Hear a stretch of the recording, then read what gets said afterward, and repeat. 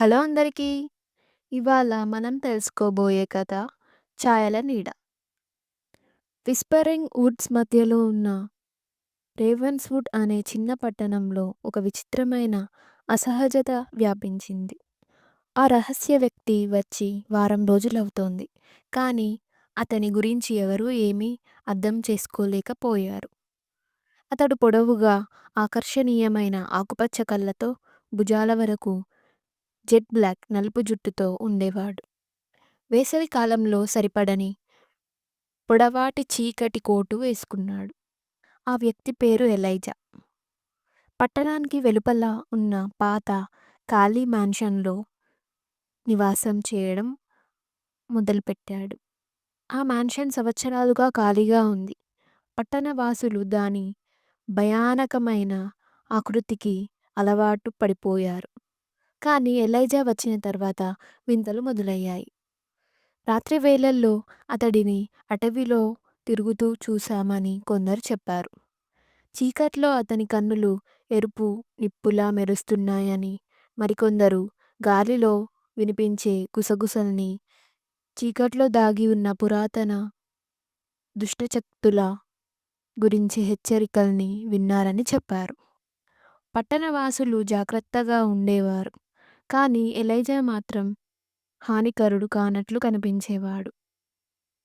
అతడు తనతో తానే ఉండేవాడు.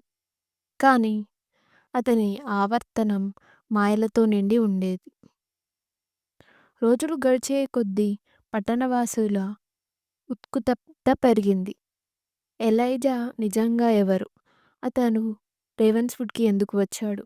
అతని ఆకుపచ్చ కళ్ళ వెనుక దాగి ఉన్న రహస్యాలేమిటి? రోజులు గడుస్తుండగా ఎలైజా యొక్క ఉనికి రేవెన్స్‌వుడ్ ప్రజల జీవనశైలిలో భాగమైంది. పట్టణవాసులు అతన్ని చూస్తూ అలవాటు పడిపోయారు. కొందరు అతడు వెళ్ళిపోయేసరికి నమస్కరిస్తూ ఉండేవారు. అయితే ఒకరు మాత్రం అతని పట్ల చాలా ఆసక్తిగా ఉన్నారు. ఎమిలీ విల్సన్, అక్కడి పుస్తకాల దుకాణం యజమాని. ఎమిలీకి ఎప్పటినుంచో ఆ పాత మ్యాన్షన్ మీద ఆసక్తి ఉండేది. ఇప్పుడు ఆ మ్యాన్షన్‌లో ఎలైజా ఉండడం ఆమె ఆసక్తిని మరింత పెంచింది. ఆమె తరచూ కిటికీ నుంచి బయటకు చూసేది, ఎలైజా కనబడతాడేమోనని ఆశిస్తూ. ఒకరోజు ఆమె ధైర్యంగా నిర్ణయం తీసుకొని తనను తాను పరిచయం చేసుకోవాలని భావించింది. మ్యాన్షన్ దగ్గరకు వెళ్ళిన ఎమిలీ ముందు తలుపు కొంచెం తెరిచి ఉండటాన్ని గమనించింది. కొద్దిసేపు తలంలా ఊగింది. తలుపు తట్టాలా? లేక బలవంతంగా తెరవాలా? కానీ ఆసక్తి ఆమెను ముందుకు నడిపించింది. ఆమె లోపలికి అడుగుపెట్టింది. ఎలైజా అని పిలిచింది. ఆమె స్వరం ఖాళీ హాల్లలో మార్మ్రోగింది. హలో! ఎటువంటి ప్రతిస్పందన రాలేదు. కానీ ఎమిలీకి పై అంతస్తు నుంచి ఓ చిన్న శబ్దం వినిపించినట్టు అనిపించింది. ఆమె కొంచెం దిగదుడుపుగా నిలబడింది. ఇంకా చూడాలా వద్దా అనుకుంది. వెనక్కి తిరిగి వెళ్ళబోతున్నప్పుడు ఆమె వెనుక నుంచున్న ఎలైజాను తగిలింది. మీకు ఏమైనా సహాయం కావాలా? అని అడిగాడు ఎలైజా, అతని కళ్ళలో కొంచెం సందేహం మెరుస్తూ. ఎమిలీకి ఒళ్ళో చెమట పట్టింది. కానీ ఆమె తనను తాను శాంతించుకుంది. క్షమించండి ఇలా అకస్మాత్తుగా వచ్చినందుకు. నేను పరిచయం చేసుకోవాలనుకున్నాను. నేను ఎమిలీ విల్సన్. ఇక్కడి పుస్తకాల షాప్ యజమానిని. ఎలైజా ముఖం కొంచెం మృదువైంది. అతడు తల ఊపుతూ చెప్పాడు. నేను ఎలైజా. మిమ్మల్ని కలవడం ఆనందంగా ఉంది ఎమిలీ. ఈ నా సాధారణ నివాసానికి మీరు ఎందుకు వచ్చారు? ఆమె మాట్లాడుతుండగా ఎమిలీకి ఎలైజా గురించి ఇంకెంతో తెలుసుకోవాలనిపించింది. అతనిలో ఏదో రహస్యం దాగి ఉందని ఆమె భావించింది. అది ఏంటో తేల్చుకోవాలనే ఆతృత ఆమెను కట్టిపడేసింది. ఎమిలీ మరియు ఎలైజా మాట్లాడుతున్న సమయంలో కొన్ని ప్రశ్నలు అడిగినప్పుడు అతని కళ్ళలో ఏదో మబ్బు పట్టినట్లు ఎమిలీ గమనించింది. అతడు ఏదో రహస్యాన్ని దాచిపెట్టినట్లు అనిపించింది. దాన్ని తెలుసుకోవాలన్న కోరిక ఆమెలో పెరిగిపోయింది. మీకు చాలా రోజులుగా అడగాలనిపిస్తోంది అంది ఎమిలీ. తన ఆసక్తిని దాచలేకపోయి, "మీరు రేవన్స్‌వుడ్‌కి ఎందుకు వచ్చారు? మీరు ఇక్కడి వారు కాదనిపిస్తుంది." ఎలైజా ముఖం కఠినంగా మారింది. కొంతసేపు మౌనంగా ఉండి అప్పుడు బదులిచ్చాడు. "నేను ఇక్కడ ఎప్పటికీ ఉండేవాడిని కాదు. నేను ఒకటి వెతుకుతున్నాను." ఎమిలీకి ఆసక్తిగా అనిపించింది. "ఏం వెతుకుతున్నారో చెప్పగలరా?" అని మెల్లగా అడిగింది. ఎలైజా కళ్ళలోనికి ఆమె చూస్తూ, ఆ క్షణానికి ఎమిలీకి అతడు తన అంతరంగాన్ని చూసేస్తున్నట్లు అనిపించింది. "నేను సమాధానాల కోసం వెతుకుతున్నాను" అని నిశ్శబ్దంగా, రహస్యభరితంగా చెప్పాడు.